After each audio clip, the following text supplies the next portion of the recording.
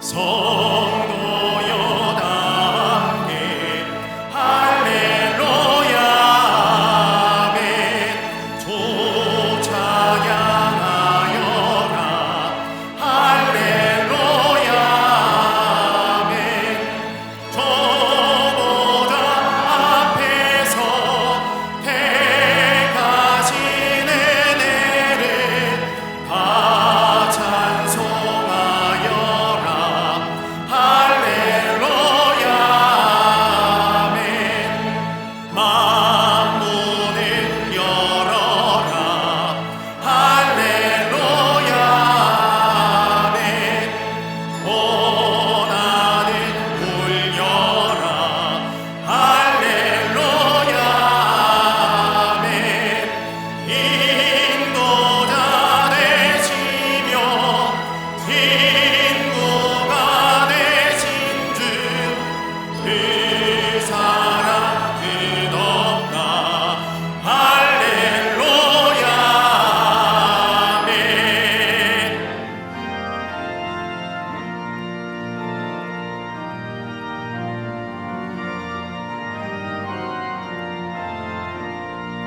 주 찬양하여라 할렐루야 아멘. 찬양은 끝없다 할렐루야 아멘. 거룩한 집에서 좋은 종길이며 그 찬송 부르자 할렐루야 아멘.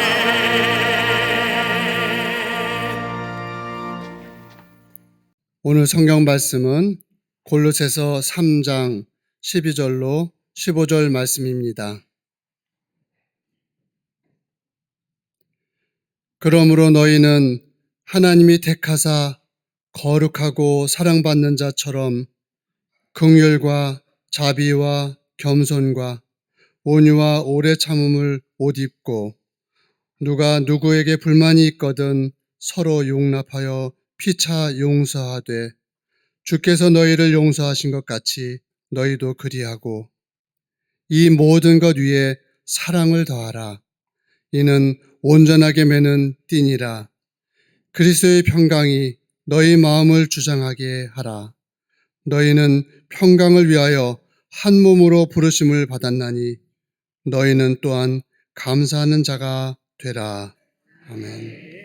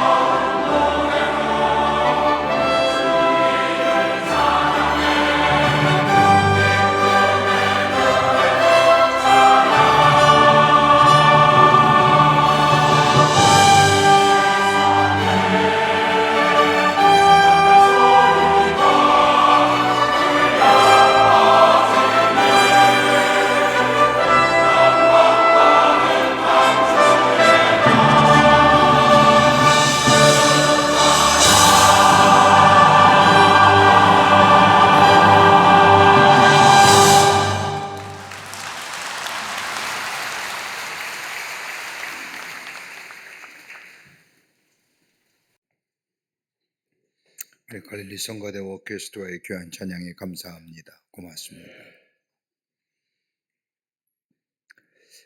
우리 인생의 여정을 걸어가는 우리들의 삶, 가만히 보면 나만의 길을 걷기보다는 다른 사람을 의식하며 거기에 열등감을 느끼기도 하고 좌절감을 느끼며 살아가는 삶이 있음을 우리는 보게 됩니다. 카운슬러이자 행동변화 연구가인 앤서니 라빈스라는 사람이 쓴 책 가운데 내 안에 잠든 거인을 깨우라는 책을 보면 현대인의 삶의 모습을 아주 재미있게 이렇게 이야기하고 있습니다. 이 책에 나오는 용어 가운데 하나가 나이가라 증후군이라고 하는, 여러분 폭포의 나이가라 폭포의 증후군 신드롬이지요. 나이가라 신드롬이라고 하는 용어가 나옵니다. 이제는 일반적인 개념이 되었는데 이 나이가라 증후군이라고 하는 것은 나이가라 폭포의 상류로 올라가 보면 강물이 쭉 흘러내립니다. 그 강 위에서 뱃놀이를 합니다. 상류다 보니 가만히 있어도 배가 저절로 하류 쪽으로 쓸려 내려갑니다. 이렇게 어느 정도까지 내려온 다음에 다시 노를 저어 올라가야 하는데 그렇지 않으면 하류인 나이가라 폭포에 다다라 떨어지고 맙니다. 실제로 그러하답니다. 통계에 의하면 노를 짓지 않고 그냥 가만히 있다가 폭포로 떨어져 죽은 사람이 한 해에 3명 내지 4명이 된다고 합니다. 그러니까 자신의 가치관이나 결단으로 살아가는 것이 아니라 무의식적으로 흘러가는 대로 시대의 흐름 속에 자신의 삶을 맡기며 자신의 터닝 포인트를 갖지 못하고 살아온 사람은 떨어지고 밀려나게 된다는 겁니다. 그러면서 이 저자는 앤서니 라빈스는 말합니다. 항상 깨어 있어야 한다. 삶의 변화에 민감해야 한다. 삶의 목표에 대하여 몇 번이나 되물어야 한다. 나는 왜 사는지, 나는 어디에 있는지, 나의 삶의 목표는 무엇인지, 내가 지금 어디로 가는지, 다른 사람의 말이나 다른 사람의 행동에 대하여 너무 신경 쓸 것 없고 칭찬도 그리 중요하지 않습니다. 내 생은 내가 결정하는 거고 내가 책임지는 것이기에 자발적으로 결단할 수 있어야 합니다. 그러기 위해서는 지금 앞으로 나아가라는 거예요. 이건 자기개발에 대한 얘기입니다. 여긴 성수적 개념이 하나도 없습니다. 그런데 성경 말씀을 보면 우리 모두가 예수 그리스도의 십자가의 놀라운 은혜로 구원받았습니다. 죄와 사망의 권세를 이기시고 부활하신 첫 열매가 되신 예수 그리스도의 부활하심을 통하여 죽음의 끝이 아니라 예수 그리스도 안에 있는 자는 영원한 생명을 얻는다는 사실을 확증받았습니다. 여러분, 구원받은 자의 삶과 더불어 영원한 생명을 보증받은 그리스도의 삶만큼이나 축복된 삶, 복된 인생이 어디 있을까요? 여기에 두려움이 넘어섭니다. 우리 안에 있는 어둠의 회색 그림자인 죄책감이 사라졌습니다. 그리고 담대함에 살아갑니다. 내가 능력 있는 자가 아니라, 내가 담대한 자가 아니라 예수 그리스도의 십자가의 은혜가 내 안에 있고 예수 그리스도의 부활의 권능의 역사가 내 안에 있기에 어둠의 권세를 넘어섭니다. 그런데 문제는 이 놀라운 은혜가 우리 가운데 있음에도 불구하고 우리는 땅의 것에 너무나 많은 관심과 더불어 세상 가치에 따라 마치 물이 흘러가는 대로 우리의 인생을 맡기며 끝내는 저 폭포처럼 깊은 나락으로 떨어져가는 것처럼 예수의 사람이 되가면서도 세상을 따라 울기도 하며 웃기도 하는 우리의 삶,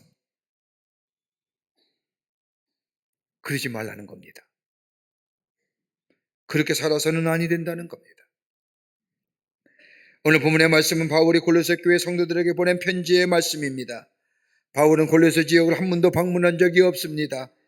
골로새 지역은 예배소에 약 160km 정도 떨어진 곳에 바울이 예배소에서 복음을 전할 때에 골로새의 상인들이 오가면서 바울의 복음을 듣고 자신의 고향으로 돌아가 세운 교회가 골로새 교회입니다.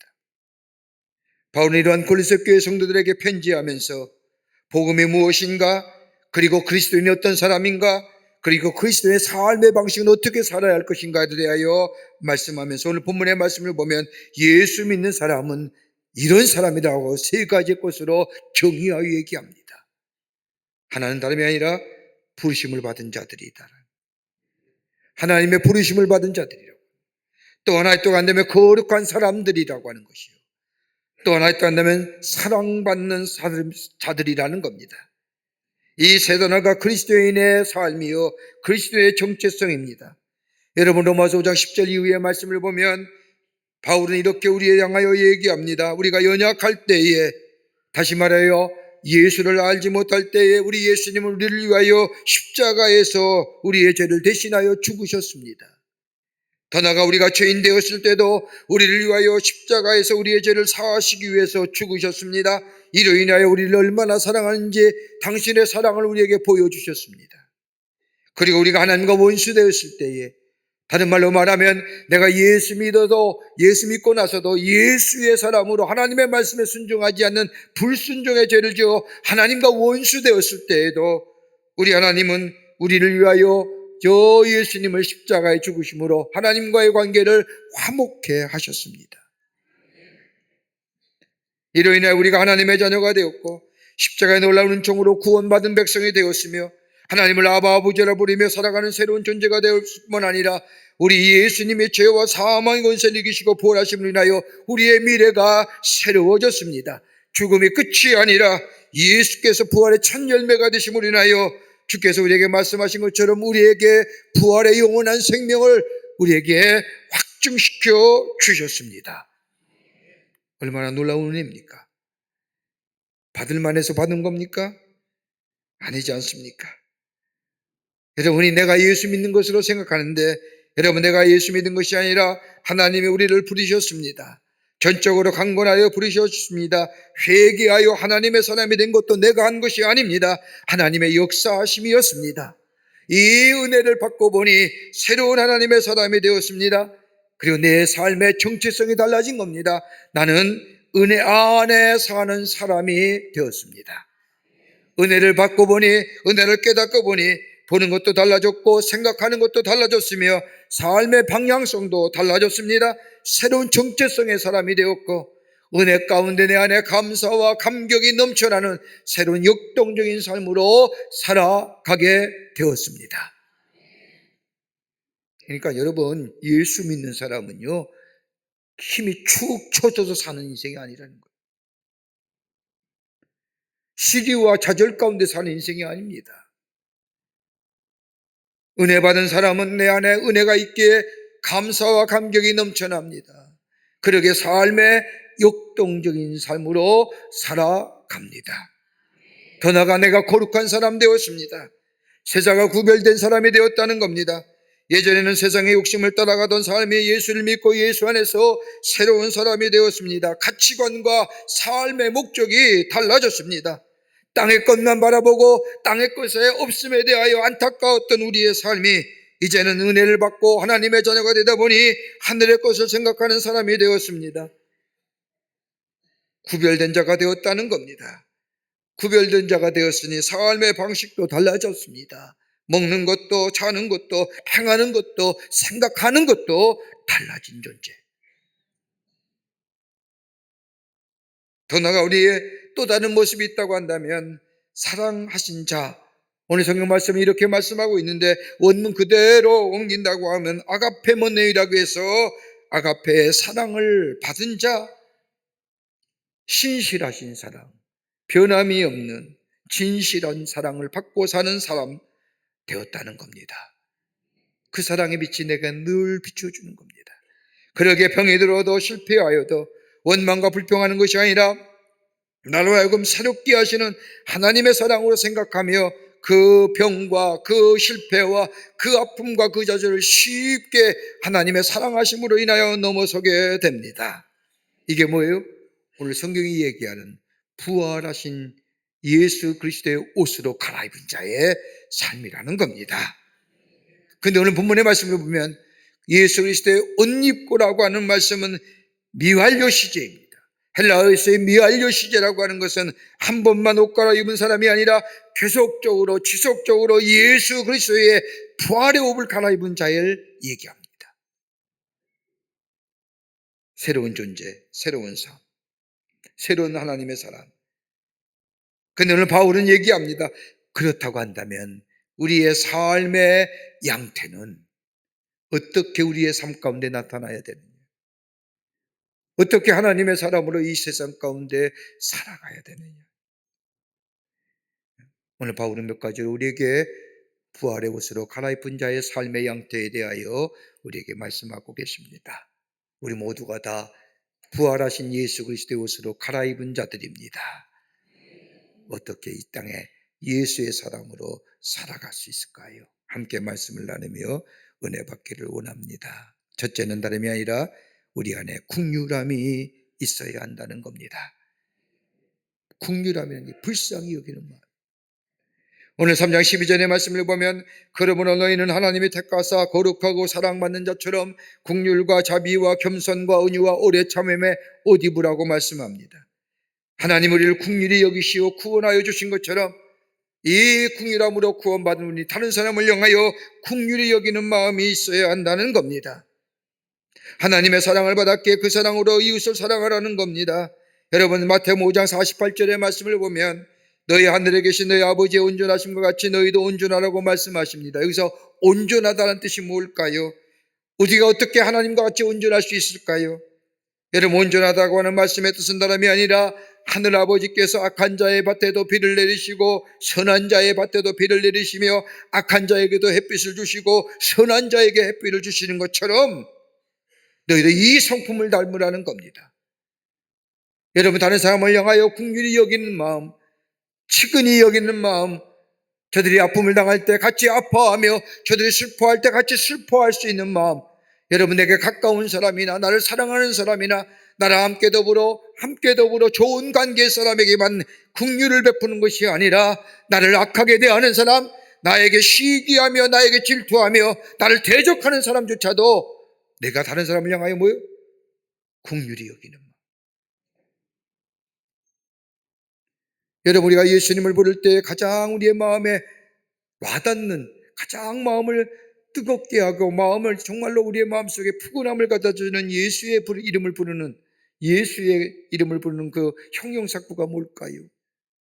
참 좋으신 예수님. 여러분 슬플 때마다, 힘이 들 때마다, 어려울 때마다 우리 예수님은 좋으신 예수님이야 라고 고백할 때마다 우리의 마음에 위로가 되고 새 힘을 얻지 않습니까? 여러분 여기서 참 좋으신 예수님이라고 하는 것은 다름이 아니라 불쌍히 여기시고 함께 괴로움과 슬픔과 고통을 함께 느끼시는 우리 예수님이시기에 우린 참 좋으신 예수님이라고 말합니다. 이 긍휼하심, 그 긍휼하심이 있기에 우리에게 구원이 있고 그 하나님의 긍휼하심이 내게 있었기에 우리에게 부활의 생명을 주셨고 우리에게 미래를 허락하신 그 긍휼하심, 우리가 그 긍휼을 입었다고 한다면 이제 부활의 옷으로 갈아입은 우리들의 삶, 다른 사람을 향하여 긍휼히 여기고 안타깝게 여기고 괴로움을 당할 때, 어려움을 당할 때 내가 그럴 줄 알았어, 너 언젠가 그럴 수 있었어 라고 얘기하는 것이 아니라 함께 더불어 아파하며 슬퍼하며 기뻐하는 자, 이게 바로 부활의 옷을 입은 그리스도인의 삶의 양태라는 겁니다. 며칠 전에 미국과 이란 전쟁 중에 전투기가 추락하여 이란에 떨어진 장교를 구출하는 아주 영화와 같은, 드라마 같은 한 기사가 감동적인 이야기로 우리에게 들려왔습니다. 이란 남서부 상공에서 미국의 전투 비행기인 F-15 스트라이크 이글 전투기가 이란의 방공망이 걸려서 격추됩니다. 전투기는 2명의 조종사가 타고 있었는데 비행기를 조종하는 조종사와 무기체계를 담당하는 장교가 타고 있었습니다. 전투기가 격추되면서 두 사람 다 비상 탈출엔 성공했지만 조종사는 구조가 되었는데 나머지 한 명 무기체계를 담당하는 장교는 이란 한복판에서 실종되고 맙니다. 실종된 장교가 미군 장교의 위치가 잡히지 않는 상황에서 미군 쪽에서는 재빠르게 구조하기 위해 움직였고 이란군 역시 마찬가지로 현상금 100만 달러를 걸고 미군 장교 찾기 위해 수색에 들어갑니다. 격추당한 미군 장교, 부상당한 상태였고 마실 물도 없었으며 주변 온통 험악지대에 추락합니다. 했던 겁니다. 낮에는 이란군의 드론이나 수색으로 인하여 발각될 위험이 도사오고 있었기에 그리고 밤에는 체온이 떨어져 내가 어디에 있는지 방향 감각을 알 수 없었습니다. 추락한 미군 장교가 들고 있던 것은 호신용 권총 한 자루뿐이었습니다. 이 미군 장교는 그냥 숨어 있던 것이 아니었습니다. 자신의 위치를 계속해서 옮겨다니면서 계속해서 자신의 위치를 바꿉니다. 비콘이라고 하는 비상위치 신호 장비가 있음에도 불구하고 만약의 사태에 대비하여 비상신호 위치 신호인 비콘을 끄고 움직입니다. 비상신호 위치 장치를 켜서 자신의 위치를 알리면 미국 본토부터 구조가 빨라질지는 모르지만 비상위치 신호 장치를 켜서 자신의 위치를 알리게 되면 이란군 역시 자신의 위치를 알 수 있었기에 일부러 비상위치 신호 장치를 끈 채 위치를 숨겨가며 시간을 벌면서 구조의 타이밍을 기다린 겁니다. 미국은 실종된 장교를 구조하기 위해서 국가 전체가 움직였습니다. 정보기관 CIA는 자국의 장교의 위치를 끈질기게 추적해 갑니다. 그리고 미국은 자신들이 가지고 있는 위성과 사이버 등 총동원 하여 미군 장교가 은실에 있을 법한 곳을 실시간 정보를 제공합니다. 그리고 미국은 자국의 전투기와 수송기 헬기 등을 통할 뿐만 아니라 저 미국의 특수부대인 네이버 실까지 동원하여 적진 한복판에 투입하면서 저 이란 영토에 들어가 끝내는 미국 장교를 구출해냅니다. 이때 미군 장교가 보낸 무전 내용을 듣고 미국의 대통령과 관계자들이 이게 정말 우리 장교가 보낸 무전 내용이냐 아니면 이란이 보낸 함정이 아니냐라고 반신반의하며 장시간 토론했다고 합니다. 그 장교가 보낸 무전 내용은 다른 내용이 아니라 God is good. 하나님은 선하십니다. God is good. 이 무전 내용을 보낸 겁니다. 대통령과 미국의 관계자는 정말 이 무전 내용이 우리의 자국의 장교가 보낸 무전 내용이냐 아니면 이란이 함정을 파고 우리를 교란시키기 위한 무전 내용이냐 고민하고 토론하는 가운데 실종된 미군 장교를 잘 아는 사람은 이 대통령과 미국의 관계자들에게 이야기하기를 그는 독실한 그리스도인입니다. 기독교인입니다.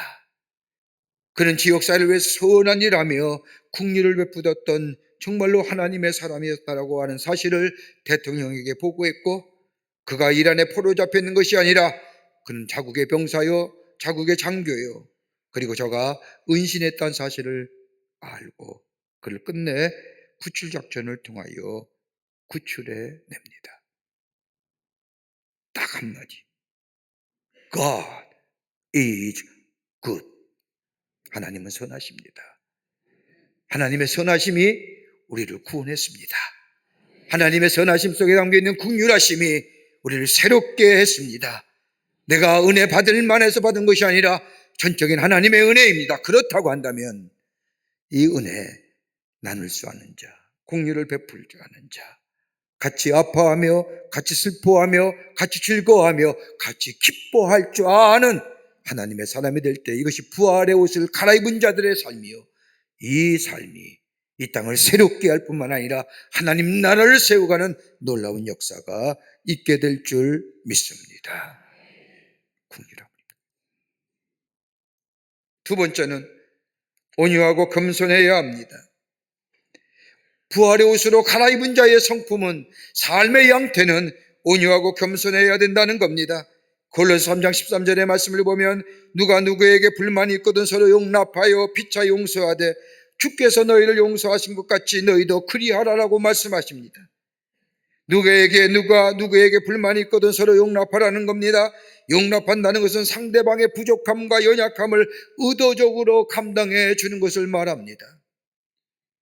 여러분 이걸 가능케 하는 것이 뭘까요? 내 안에 온유함이 있을 때에 다른 사람의 부족함과 연약함을 의도적으로 감당할 수가 있습니다. 그러게 마태복음 5장 5절의 말씀을 보면 마음이 온유한 자는 복이 있나니 그들이 땅을 기업으로 받을 것이라고 말씀합니다. 여러분 온유하다는 것 다른 말이 아니라 내 안에 온유함이 있다는 것은 하나님의 놀라운 구원의 역사를 받을 뿐만 아니라 하나님의 주시는 기업을 땅으로 차지하는 축복이 임한다는 겁니다. 여러분 근데 이 온유함은 어떻게 이루어질까요? 내가 온유하고 싶어서 내가 스스로 온유가 될까요? 내가 온유함을 원치 않는 사람은 아마 없을 겁니다. 그런데 온유함을 갖는 이유가 어디에 있을까? 어떻게 가질 수 있을까요? 야고보서 1장 19절과 21절의 말씀을 보면 사람마다 얻기는 속기하고 말하기는 더디하며 성내기도 더디하라. 사람의 성내는 것이 하나님의 의를 이루지 못하리니라. 그러므로 모든 더러운 것과 넘치는 악을 내버리고 너희 영을 능히 구원할 바 마음에 심어진 말씀에 온유함을 받으라고. 여러분, 온유함은 어디서요? 오늘 여기 야고보서의 말씀에 심어진 말씀에, 다시 말해서 심어진 말씀이라는 것은 아니라 말씀 자체가 되시는 예수님으로 인하여 온유함을 받으라는 겁니다. 예수가 계실 때에 온유해집니다. 그러기에 저 마태복음 11장 28절서부터 30절의 말씀을 보면 수고하고 무거운 짐진 자들아 다 내게로 오라. 내가 너희를 쉬게 하리라. 나는 마음이 온유하고 겸손하니 나의 멍에를 먹어 내게 배우라. 그리하면 너의 마음이 쉼을 얻으리라. 우리 예수님이 온유 그 자체라는 거예요. 예수님이 계시는 곳에 온유함이 계십니다. 여러분, 짐승도 길들여지면 온유하잖아요. 사람도 좋은 성품의 사람을 가리켜서 온유한 사람이라고 얘기합니다. 심지어 하나님에 대해서는 겸손한 하나님이라고 말하지 아니하고 온유하신 하나님이라고 말합니다. 그러기 하나님의 속성 가운데 하나가 온유함입니다. 예수의 말씀이 내 안에 계시면, 예수가 내 안에 계시면 나는 하나님의 속성 가운데 안에 있는 온유함이 내 속에 있게 됩니다. 이 온유함이. 그러게 성경의 말씀을 보면 온유에 대하여 많은 말씀이 나오는 것을 읽을 수가 있습니다. 마태복음 5장 5절 말씀에 보면 마음이 온유한 자는 복이 있나니라. 시편 37편 11절의 말씀을 보면 온유한 자는 땅을 차지하느니라. 고린도전서 13장 4절의 말씀을 보면 사랑은 온유하느니라. 갈라디아 5장 23절의 말씀을 보면 성령의 열매는 온유이니라. 여러분, 온유가 뭘까요? 흔히도 온유의 개념을 온순의 개념과 착각하며 혼동할 때가 있는데, 여러분, 온유는 능동적인 겁니다. 온수는 수동적인 겁니다. 온유는 연약함에서 나오는 것이 아니라 강하기 때문에 부드러운 겁니다. 강하기 때문에, 자신 있기 때문에 여유가 생기고 부드러운 겁니다. 여러분, 그리스도인을 정체할 때 가장 강력하고도 힘 있는 그리스도의 정체성이 뭘까요? 예수 믿는 사람은 강한 사람입니다. 믿으십니까? 내가 강한 것이 아니라 내 안에 예수 그리스도가 계시기에, 죽음과 사망의 권세를 이기신 예수가 내 안에 계시기에, 그 예수님이 나와 함께 하시기에 내 삶에 어두운 그림자가 와도 사망의 음침한 골짜기를 다는지 알지라도 우리 예수님이 나와 함께 하시기에 능히 그것을 넘어서기에 그리스도의 삶은 강한 자입니다. 그렇다고 한다면 우리 안에 온유가 있지 않을까요? 우리가 온유하면 연약함에서 나오는 것이 아니라 강하기 때문에 부드러운 겁니다. 강하고 자신 있기 때문에 여유가 있는 겁니다. 그러기에 예수가 계시는 자, 이 온유함의 역사가 있게 됩니다. 겸손해집니다. 내가 잘나서가 아니라, 내가 의로워서가 아니라, 더 나아가 내 공로로 하나님의 구원받은 것이 아니라 거저 주신 하나님의 은혜로 구원받았습니다. 은혜의 마음이 우리 안에 있으면, 예수 그리스도의 마음이 우리 안에 있으면 온유하고 겸손한 자로 살아가게 됩니다. 그런데 이 온유와 겸손함이 내 안에 지속되어 줄 수 있는 방법이 어디 있을까요? 우리 온유가 쉬 무너지잖아요. 지금의 시대는 분노의 시대 아닐까 합니까? 조금만 해도 화내는 시대, 분노의 시대, 자기 뜻대로 자기 마음대로 안 된다 해서, 다른 사람과 비교해서 내가 갖지 못했다면 이래서 시기와 질투, 특별히 예수 믿는다고 하면서도 하늘의 것에 소망을 두는 것이 아니라 땅의 것에 소망을 두며 사는 삶들, 여러분 가만 보세요. 우리의 마음속에 온유함을 통한 겸손함이 얼마나 쉽게 무너지는지. 그런데 우리에게 온유함이 지속되는 이유를 성경은 말씀합니다. 다름이 아니라 갈라디아서 5장 22절과 23절의 말씀을 보면 성령의 9가지가 열매가 나옵니다. 그 열매 가운데 온유함이 있습니다. 다른 말하면 하나님의 영이 내 삶을 이끄시게 될 때에 예수의 말씀이 내 안에 계시어 내 안에 온유함이 있고, 온유함을 계실 뿐만 아니라 지속적으로 내 안에 온유함을 통한 겸손함의 모습이 내 안에 있게 할 때는, 다른 말하면 하나님의 영이 내 안에 계시어 나의 삶을 이끌어가게 될 때에 우리 안에 온유를 통한 겸손함의 역사가 나타나게 됩니다. 온유한 삶. 그러게 온유는 지식이나 경험이나 지혜에서 나오는 것이 아닙니다. 하나님이 주신 하나님의 말씀이 우리 안에 있게 될 때에 그리고 성령이 내 안에 있어지게 될 때에 우리 안에 온유함의 역사가 나타나게 됩니다. 그러기에 우리의 삶이 매일매일 새로워지는 삶으로 살아가야 됩니다. 이것이 바로 그리스도의 옷으로 갈아입고 살아가는 인생입니다. 온유함의 역사. 끝으로 오래 참음이 있어야 됩니다. 인내하라는 겁니다. 근데 그냥 참고 견뎌내는 것이 아닙니다. 오늘 여기 본문의 말씀을 보면 그냥 인내라고 얘기하지 않고 참음 앞에, 참는다는 것 앞에 오래라고 하는 단어가 쓰여져 있습니다. 여기서 말하는 오래라는 단어는 시간적인 것을 말하는 것이 아닙니다. 불리한 일에도 참는 것이고 억울한 일에도 참는 것이고, 다시 말한다면 오래 참음을 영어의 표현을 뭐냐면 long suffering 한다. 왜요? 왜 참고 오래 참습니까? 하나님의 약속하신 것이 있기에, 하나님의 은혜 안에 우리의 있기에 참는 겁니다. 여러분, 히브리서 12장 2절의 말씀을 보면 믿음의 주에 온전케 하시는 이 예수를 바라보자. 그는 그 앞에 있는 기쁨을 위하여 십자가를 참으사 부끄러움을 개의치 아니하시더니 하나님 보좌 우편에 앉으셨니라. 저 십자가를 참으셨다는 겁니다. 이게 오래 참는 겁니다. 저 예수님은 빌라도 앞에서 참으셨습니다. 베드로 같은 저 사람에게도 예수님 참으셨습니다. 당신을 배반하는 사람 앞에서도 그는 참으셨습니다. 참는 겁니다. 오래 참는 겁니다. 내적인 성품입니다. 부활의 옷으로 갈아입은 그리스도의 삶 속에 내적인 성품이 하나 오래 참는 겁니다. 그럴 때에 우리를 통하여 예수 그리스도가 널리 증거가 됩니다. 여러분, 오래 참는 것에 여러분 우리의 삶 속에 관계성이 새로워집니다. 그 관계성 속에서 이루어지는 것이 구체적으로 삶의 모습이 뭐나 다른 사람을 용납할 수 있는 겁니다. 골로새서 3장 13절 말씀을 보십시오. 너희가 누가 누구에게 불만이 있거든 서로 용납하여 피차 용서하되 주께서 너희를 용서하신 것 같이 너희도 그리하라고 말씀합니다. 용납하고 피차 용서하는 겁니다. 받아들이는 겁니다.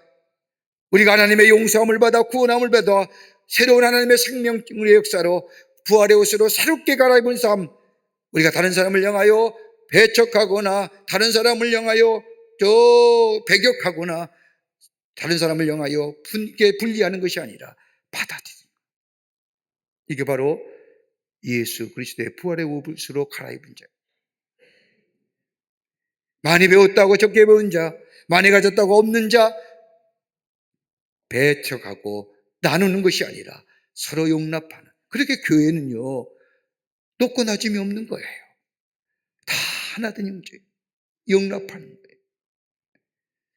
제가 예전에 한번 예화로 말씀드렸는데, 독일에서 유학 중인 젊은 부부가 있었습니다. 한국인 부부입니다. 공부하면서 아이를 낳았습니다. 근데 부부가 5살 난 아이를 이제 걷기에 독일 유치원에 보냅니다.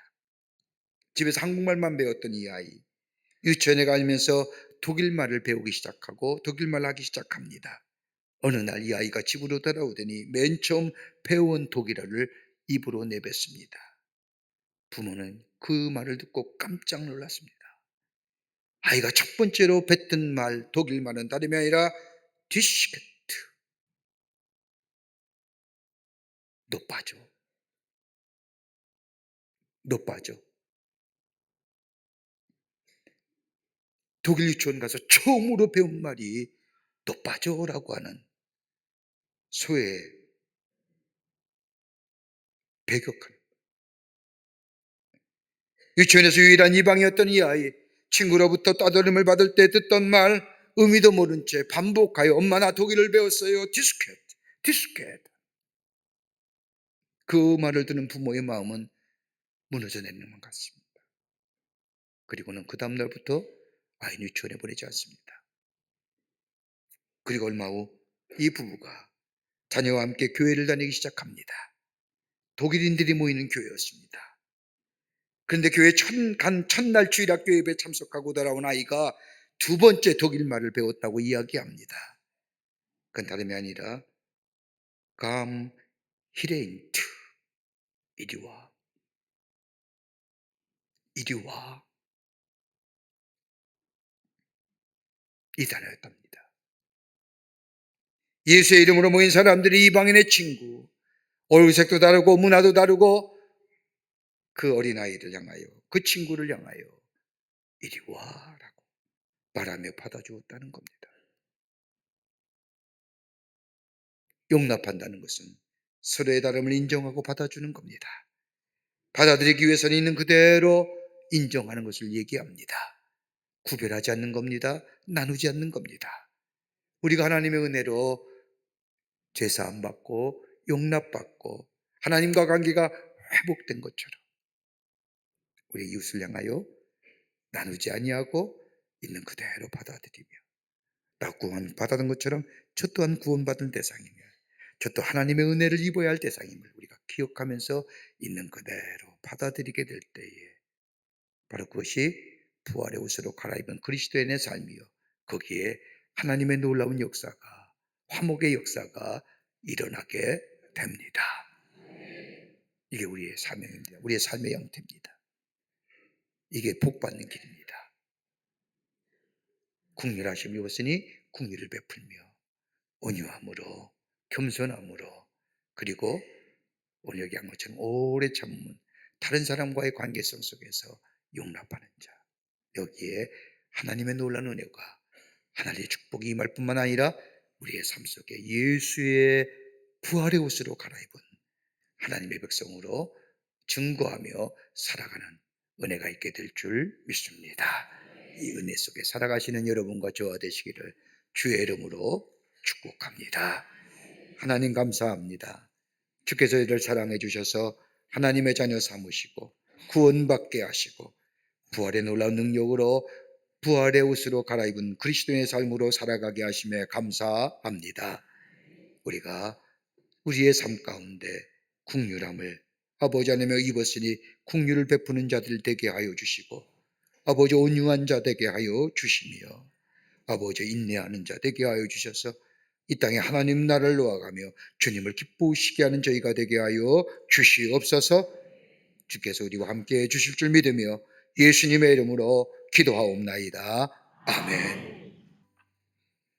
지금은 우리 주 예수 그리스도의 크신 은혜와 하나님 아버지의 한량없으신 사랑하심과 성령님의 인도하심과 교통하심과 교제하심이 거룩한 주의 날, 주의 전날과 마음과 정성을 모아 하나님 앞에 예배하며 주신 말씀 마음에 새기고 저 세상 속에서 하나님의 사람으로 부활의 옷을 갈아입은 자로 예수 그리스도를 증거하는 인생으로 살기로 결단하고 성전에 물러선 우리 모든 광림의 권속들과 영상을 통하여 예배에 참여 모든 이들을 위해 주께서 지금으로부터 영원토록 함께 하시기를 간절히 축원하옵나이다.